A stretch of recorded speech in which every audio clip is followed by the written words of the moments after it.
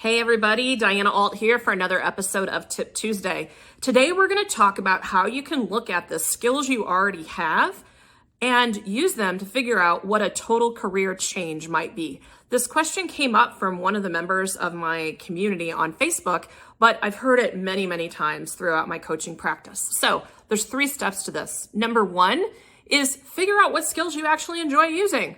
So for me, early in my career, I was doing software development and I discovered I didn't really like the coding part that much, but I liked analyzing business processes and I liked writing requirements, which I actually did at that time because I was on a very small team. So that was my skills that I wanted to research further.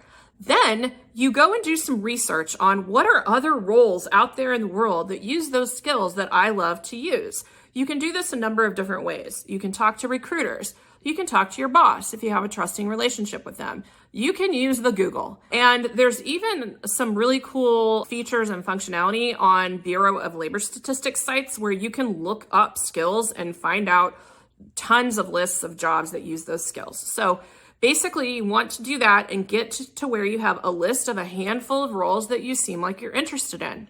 And then from there, I want you to talk to people that are in those roles to get context about what the overall job is like and potentially ask questions about what it might be like for someone with your background to transition into those roles.